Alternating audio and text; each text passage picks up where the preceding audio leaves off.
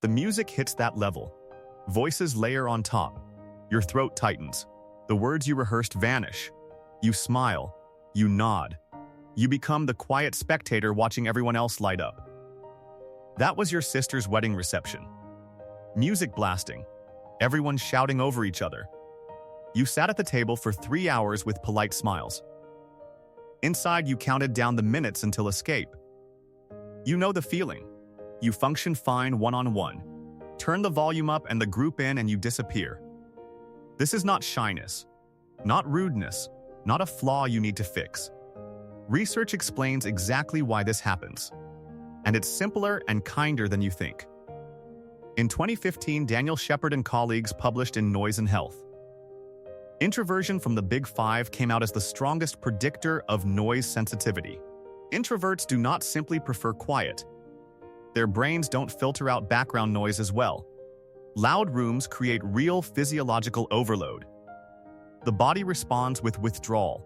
Silence follows naturally. You feel it as brain fog, or that sudden mental blank, or the loop of "I want to go home" while you stay planted. That overload is real. Shepard's team showed it in lab data. Introverts process sound differently at the neural level. Now layer in the nervous system. Stephen Porges developed polyvagal theory. Loud, chaotic rooms trigger neuroception. The nervous system reads the noise as unsafe and shifts into dorsal vagal mode. That shift is ancient. It is immobilization, freeze, shutdown. Your silence is not voluntary. It is your body conserving energy and staying safe. You stand in the office happy hour, drink in hand, coworkers yelling stories. You rehearse lines in your head. By the time a gap appears, you have already checked out. Elaine Aron has spent decades on sensory processing sensitivity. 15 to 31% of people carry this trait. Loud environments flood them with data. The response is withdrawal. Quiet becomes self-regulation. You notice micro-expressions others miss. Then the cost arrives. The car door closes. Silence rushes in. Relief floods your body. A 2025 systematic review by D. Bao and colleagues found silence in groups is often a conscious strategic choice. You stay quiet to exert self-control and regulate emotion. Others misread it as aloofness. You know the truth.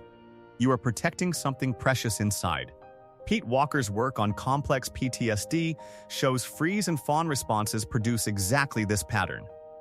Childhood chaos wired the body to shrink in loud rooms. Silence equals safety. Susan Cain captured it in her 2012 book, Quiet. Modern culture runs on an extrovert ideal. Introverts make up 1/3 to half the population. Loud rooms drain them. Silence is strategic recharging. Recent work by Omar Hahad and colleagues in 2025 shows 10 to 40% of people have heightened noise reactivity. Brains respond differently at the neural level. This challenges the old advice. Just push through. Be more outgoing. Those words ignore biology.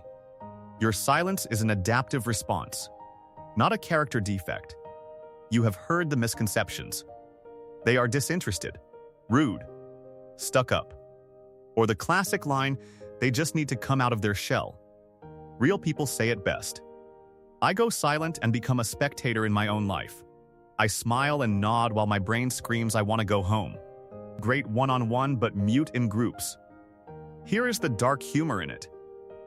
You are mentally drafting Oscar-worthy contributions while your mouth stays on mute.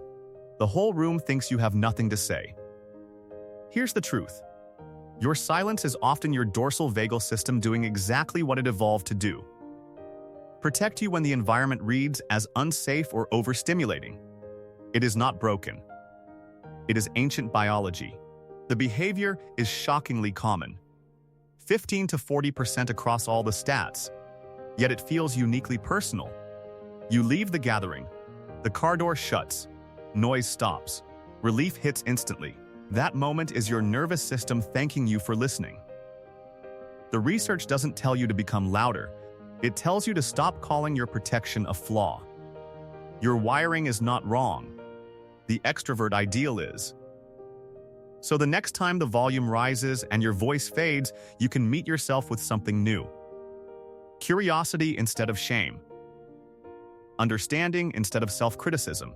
Your silence in loud rooms isn't you failing to be social.